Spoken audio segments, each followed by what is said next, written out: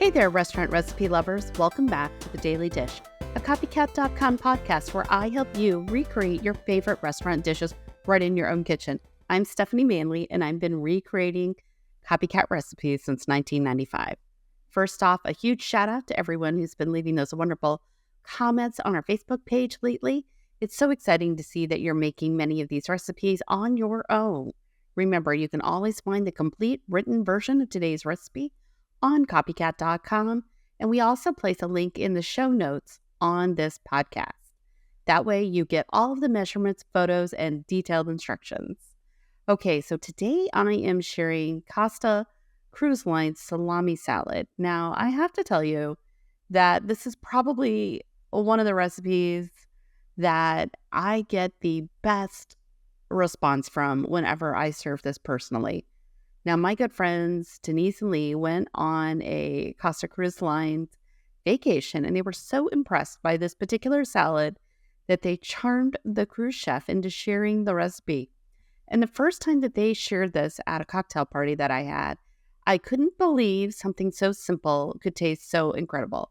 And I have to tell you that every time I've served it since then, the dish, I will say, looks unassuming, but it will be gone once the first person tries it because everyone raves about it. So I want to share this one with you. So what makes this Costa Cruise Line salami salad so special is it really requires just a handful of ingredients, minimal prep work, and it delivers an amazing flavor. This is exactly the kind of recipe that I know you all will love. Something that saves money compared to buying a prepared salad, and it can be customized to your personal preferences. The base of this recipe is good quality salami, and you don't need to break the bank here.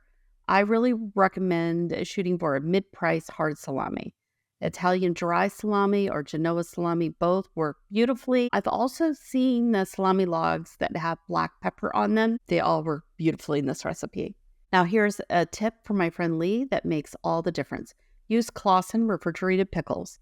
The crisp texture and the balanced flavor truly elevates the dish.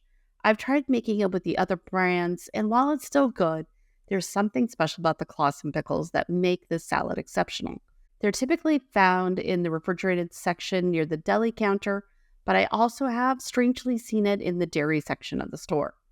The third main ingredient is simply onions. Red onions provide a beautiful flavor and a milder flavor, while white onions give a little bit more of a sharp bite. Use whatever you prefer or whatever you have on hand. Now, to bring this together, we will just drizzle this with good olive oil. Add a little bit of salt and freshly ground black pepper to taste. That's it.